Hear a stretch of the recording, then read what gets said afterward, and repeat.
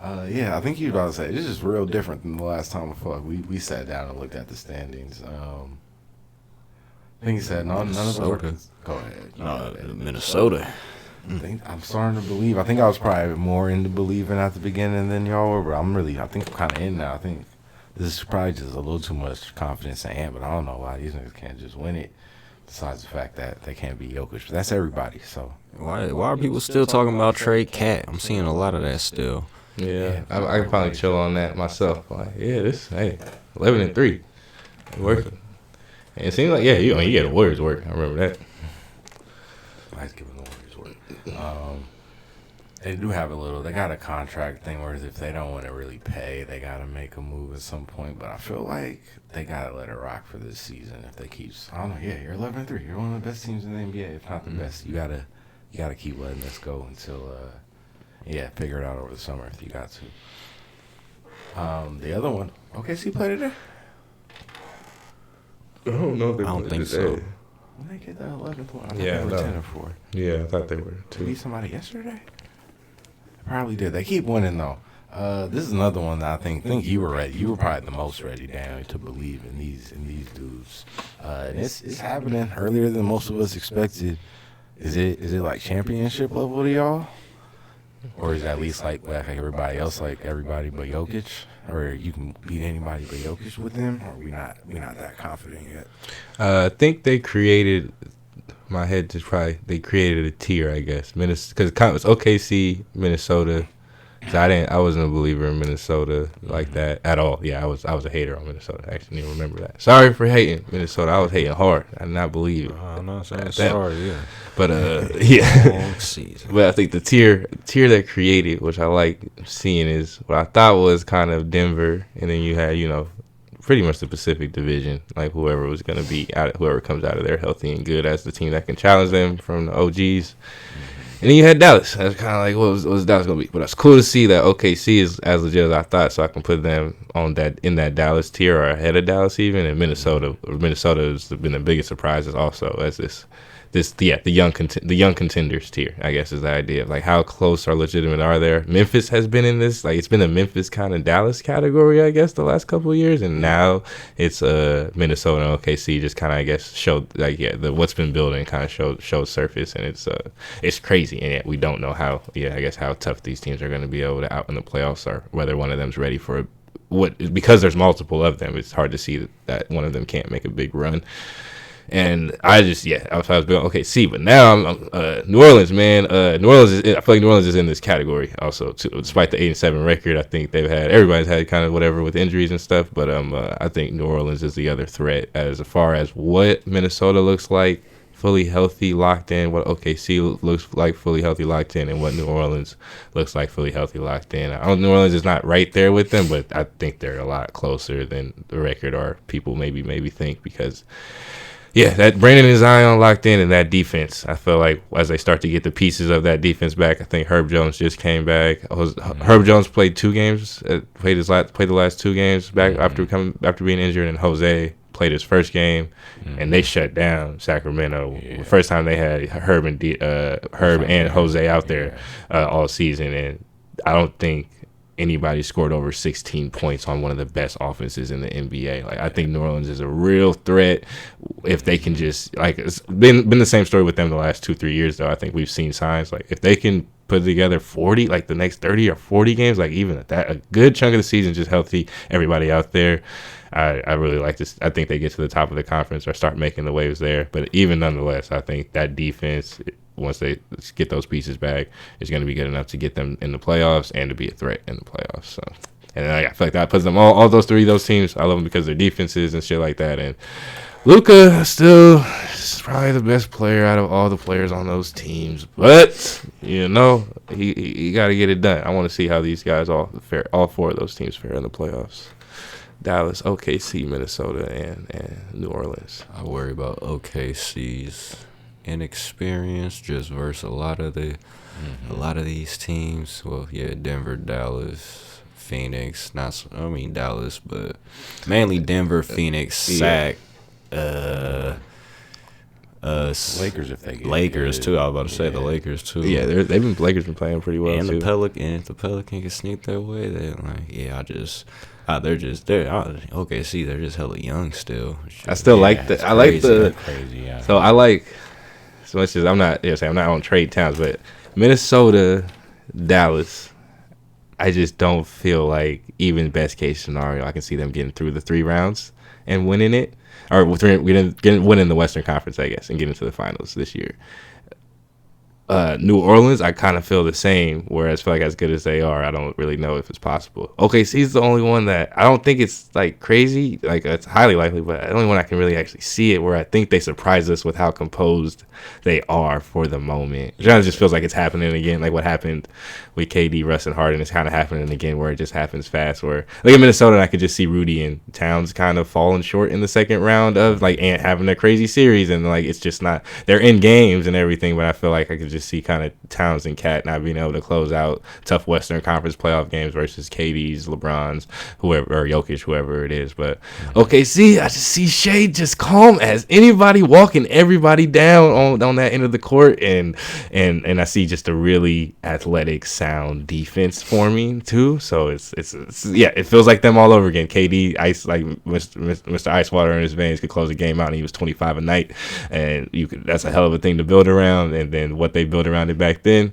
a defense that was going to lock you up every night and was going to make you feel their athleticism, make you feel the physicality, and it just feels like 2.0. But OKC, they lost to Dallas. They lost to the more experienced Dallas in the conference finals back then, on their first, I think, real run.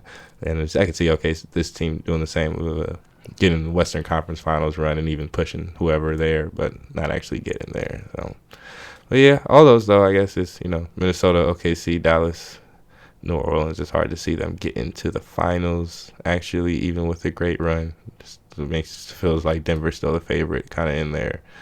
And then, just whatever the hell happens with Kevin Durant, LeBron James, Steph Curry, and Kawhi Leonard's teams. I don't even want to throw the Warriors in there because we're so far down there. But we're right next to Kawhi, so it's all good. It's all good. We're right next to Kawhi. Got 2 games against them coming up.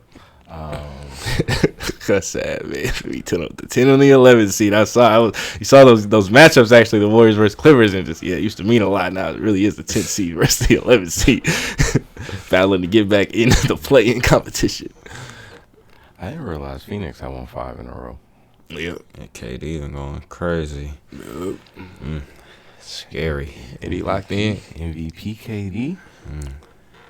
Well, you try to do that. I don't feel like I ain't watched enough to do it, but I've seen some MVP lists and heard some MVP lists. But I try to rank. I feel like 10 is kind of hard. I feel like try to rank 5 to 7. But it's just, it's crazy hard to do because there's just a lot of great players playing great right now. Yeah. And not a lot of teams, at least not big names on teams. Nobody's giving it to. I wonder if Shea will end up having a case at some point. It feels like I don't know. It's interesting. His team might be too good around him. It's so good. It's turning into I feel like, the arguments is going to be, the arguments and back and forth, I just feel like it's going to get pretty crazy as the season goes on. Just even, probably snapshot right now, just looking at Shea and Ant, man, how are they not in the conversation, And I know, Tatum had another 49. I feel like if Tatum just gets Tatum's been, I feel like the guy who's just been there, like beating around the bush, I guess. So be interested if he, he's gonna be in the conversation. Be interested if he can get it. He's the most consistent bet, I guess, besides Jokic. But then I also think they're gonna rush to give Luka Doncic the MVP award. I feel like he doesn't have to be higher than the 6th seed to get it. I feel like if he gets the 6th seed with his numbers, he might think he can edge out whoever else is in the top conversation and winning votes. Yeah. What if they did conference MVPs? They gotta add it now. I feel like at this point, I feel like the tournament's helping them run. Add more shit, man. Like they should just have that shit every year. Especially because they do it for the playoffs now. Yeah. I always forget that until I play 2K. It's like, oh yeah, you get But no, we really need it because that's how baseball does it. Baseball has an AL MVP and an NL MVP. Football does offensive player of the year for both conferences, right? Offense and I think they do MVP. Ooh, no, maybe not MVP. I don't know if they do MVP, but I know. I feel like they do offense and defensive. I was like, I feel like I used to not, or kind of be. I feel like younger me would be like, why would I have? Yeah, why would you do that kind of Western Conference, Eastern Conference MVP? But now my brain's like, oh no, I really wish we did have that shit going back to like the '90s, where it was just like, oh yeah, the Western Conference. How many people on the Western Conference MVP ballot were better than the Eastern Conference MVP? Some years, kind of probably the vice versa, maybe a couple of years, but a lot of years where you're like, oh no, the Western Conference was like 6 deep. Like when Nash wins MVP, you feel me? Like you got first MVP, you got KG's like still like this peak KG. Like I wonder how what that list of even just Western Conference MVPs looks like in 2000 and in the 2000s would be interesting. It'd be good. So add it now. I just add it as soon as you can because start getting this data. Fun to look at. Fun to look back at. Move to 32 is gonna bring new stuff. Just looking forward to 2027. 2027 is gonna feel like a new NBA. That'd be nice though. 47. Oh yeah. All right, what else we got? Kings been playing well. I think we hit all the teams playing well. Anybody playing poorly? Nah, I mean we don't need to. Damn, I didn't realize the Spurs lost 10 in a row. Sheesh. Gosh, it's gonna be really. Warriors don't. It's just gonna be embarrassing. It's gonna be embarrassing if you find a way to lose Friday. At least you can't. It seems like you can't really fall further back. Knock on wood. Nobody seems like Warriors are as low as you can get. It seems like we're still trying to be competitive. Nowhere to go but up. Damn, this conference is good. Yeah, we need to get it together. Then I'll be feeling good about this team till I see what we're up against. And I'm like, God damn, this is a lot of teams, man. I'm not trying to have to try to find ourselves trying to win a championship and realize we're going to be the 10-9 seed and nothing we can do about it with 2 weeks left in the season. Just like, yeah, we need to stack some wins, man. That's actually great. How many teams are the Warriors better than that they're behind right now? I think I see 2. Really?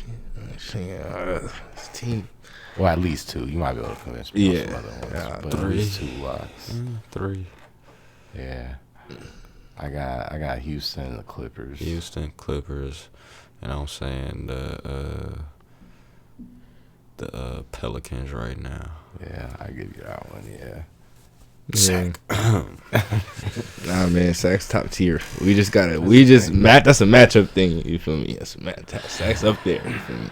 It's a good week. If you can coming up, you got a chance to just get a win. Show you still better. I think you beat Sack this time around. Then that's 3 wins against them this year, right? At that point, that's just you feel me. They're falling short. I'm just let you know. Who I be talking That's my man, sleeper. Nah, we talked about too many teams. I forgot. That's the sleeper. That's the backup. It's the Nuggets, but then the backup team in the West. That if the Nuggets don't do this, you feel me? The Kings is the other just great Western Conference team right in their prime, finding themselves. You feel me? Hey, the Nuggets ain't there. You feel me? We talked about all the Kawhi and Curry, KD, and all of them. And you can talk about all these young guys with Shea and Luka, but like nah, if Denver don't do it. Like the beam.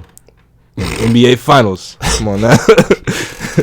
I'm hating on Fox. Fox better than all. I'm hating on. It's not best player in the NBA. Man. What? Not Fox. It is at his 2 and 3. I mean, yeah, okay. So they didn't make a move. They don't have a 3 right now. All right, yeah. Okay, well, you reminded me. Harry could potentially be Barnes considered is a a factor. 3 if the 2 was really, really good. But it's not that. The 2 might not even be good enough to be a number 2. The 2 might not be. Yeah, the 2 is a number 3. All right, okay. I was talking and I was thinking about De'Aaron. The whole time I was talking, all I was thinking about was De'Aaron Fox. I completely forgot that I don't even like their number 2. I don't like their number 2 at all in the playoffs. I think they I remember now, as much as I think they could go far. Their number 2 had him losing in the first round.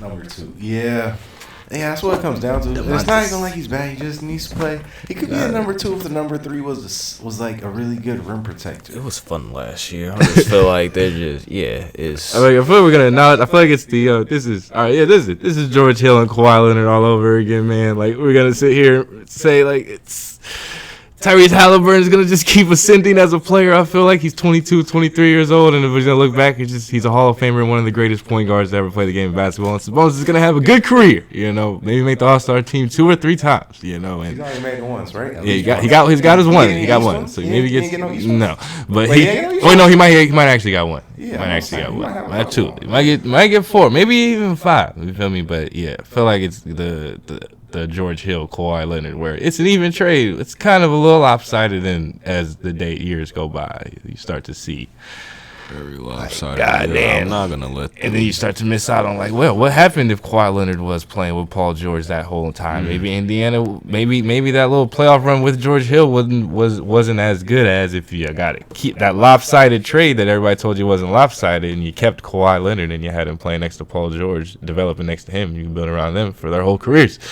What happens if Tyrese, you just get rid of Buddy Hield somehow, some way? You keep Tyrese Halliburton on the team and you let him and Fox figure it out. 2 young players figure it out without the main guy that you fed a bunch of stuff into about being the primary player and everything like that, being the best player before either of them got there. Buddy Hield. It's the biggest problem. Just bad organization, dealing with bad organization stuff. They convinced themselves a lot about Buddy Hield at a time where they would already ruined everything with DeMarcus Cousins and they screwed themselves with Buddy a long time ago, and it was a matter of just getting him out of there in order to turn the tide. Because De'Aaron Fox was a great player, just needed to play on an organization that had its shit even a little bit together, I just think Mike Brown's the coach, but he'll play the exact amount of minutes he would have needed to play. I would say did Mike Brown? I was worried with the Buddy for like a long time. It was a long time. He never coached Halliburton? No, he took over. Yeah, he did. Yeah. Oh, yeah. No, yeah, never coached Halliburton. Oh, my God. I say, it would interesting even if just Mike took over, yeah. I feel like there was an energy locker room thing with Buddy for sure, just as far as touches and acting like he's a superstar kind of shit like that, and not being able to. He's been in this organization, so he knows what this organization is. Why wouldn't he? They got no reason. They don't respect themselves. So I got to carry myself like a superstar because they don't know what a supersur is. Who was coaching them? Luke. Was it Luke? Oh. Is it Luke to Mike? Yeah. Luke got out of there before that, right? Was it? No, I think it was. 2 years ago was Luke Walton the coach of the Kings? Yeah, I think so. I guess so. Man, they didn't even get a chance. Damn, them niggas have only hired Warriors coaches since Vivek took over. Has every coach they've hired been a Warriors coach? Yeah, damn near. Luke. Just ever George Karl. Yeah, George Karl is the interim, the only one that he hasn't, and that wasn't even that was an interim shit. Yeah, give him another year, but Luke, Mike, and Mike. That's funny. Yeah, man, they need to. Tyrese Halliburton and De'Aaron Fox would have been one of the greatest backcourts we've ever seen. You feel me? Just as great. I don't know if they liked each other that much, but they would have figured it out. They were just playing for a bad organization. That would have been the comeback on them, Steph and Monte. Can you imagine? I mean, they're both. It's weird that they separated and they both probably play the 2 fastest paces in the NBA now. They lead 2 of the best offenses, 2 of the most high-powered offenses in the NBA, and these dudes could have been right next to each other through their whole primes. Just need your mic. We talking about some Domantas Sabonis, man. This dude. Man, Steve can't hear this. Oh, what? Sabonis, man. Hey, y'all good, Steve. I light the beam in the finals. If it ain't the Warriors. If it ain't the Nuggets, because I ain't going to be real. I ain't beating the Nuggets. But if it ain't the Warriors, it ain't the Nuggets. We lighting the beam in the finals. No. Destiny's going to shine light. It's not going to be the Heat. It's not going to be the Celtics. It's going to be Damian Lillard and the Bucks. And De'Aaron is scoring 42 a night. Interesting. That's an interesting experiment. We're still early in the season, so we're not being held to anything. But all right. Who's the best chance of winning the NBA championship? Denver. Who's next? We'll just do West for now. Okay, that's more fun. I have to lie about Jason Tatum. All right. Anyways. Oh yeah, I forgot about that. Oh yeah, Denver.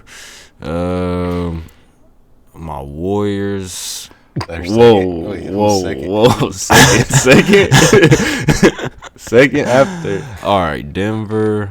I get why you can say Sacramento because even as I'm sitting here, I don't know who actually is the second. I'm not putting Dallas. I say Sac out of respect. Celtics, I'm sorry. I said we're just second West. Yeah, I can't put Dallas. I don't think. I already figured that out on the back of my head too. I was like, Miami's ahead of all them niggas out there. So we just settled that problem. Like, Miami has the best chance of winning the East and actually winning the finals once they get there. They're the only team, but you're saying, like, yeah, sack, I think is kind of, yeah, how do you not, like, kind of sack having to be the most sure thing after Denver? But I would say OKC. I get why. Why you could think of them as the second. The second, yeah. But I say, yeah, kind of looking at, if I'm taking out the old guys because I don't know what their rosters are going to be and I don't know about their health, kind of with those 4 teams. But I don't think Luke is real. We can throw that out. Just as you see them as teams, especially because none of those teams besides the Suns are even playing all that great. The Lakers are kind of getting together, too. Just Denver, OKC, sack. That's where I go. Denver, OKC, sack. OKC is here already.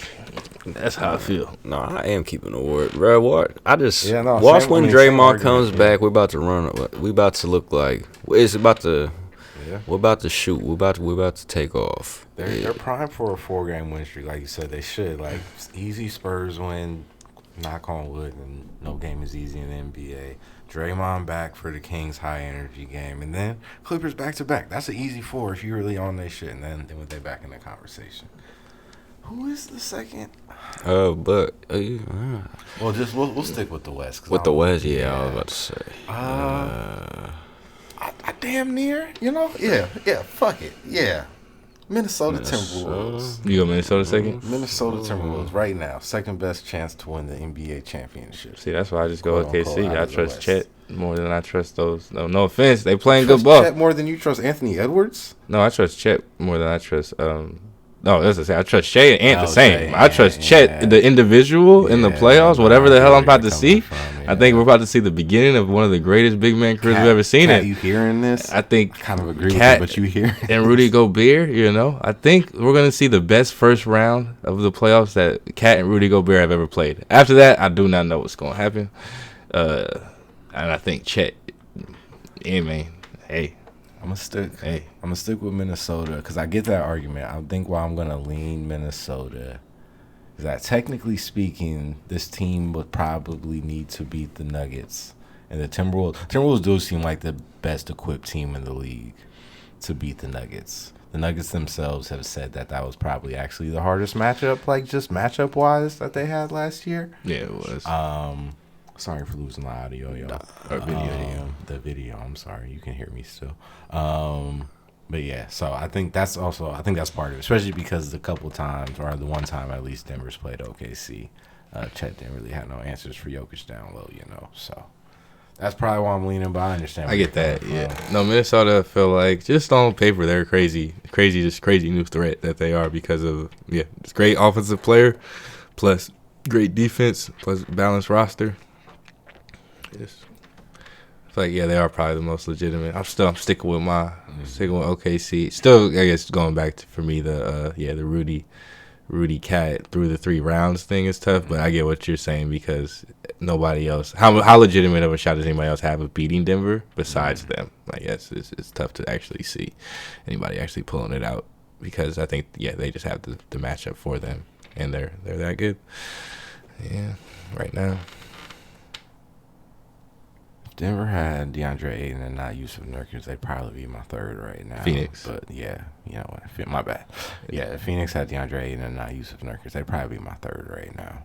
They could also shoot up my list too. I should probably say, I don't want to sound like I'm hating on KD Phoenix by putting OKC, Minnesota, or just reacting to the records. And yeah, Phoenix, you see just hoping for health, but you just see kind of the KD. It seems like they're already playing well recently, and I think you just see probably them full force and for a couple of weeks would probably convince me just to see it on the floor. Probably convince me to just put them as I think kind of that placeholder number 2. I think as I would do kind of with any of that group. Like if I see Phoenix, LA, Golden State like playing really really well, then I think that looks scarier than anything that Minnesota or OKC or Sacramento can bring to Denver. So, yeah, Phoenix seems like the one though.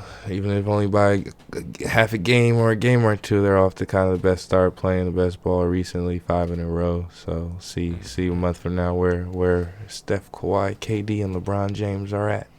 We'll shout out the Lakers. I think the Lakers had run off like 4 or 5 straight, and then they only lost to Dallas by 3 today. I think, so. Both figuring it out. Yeah.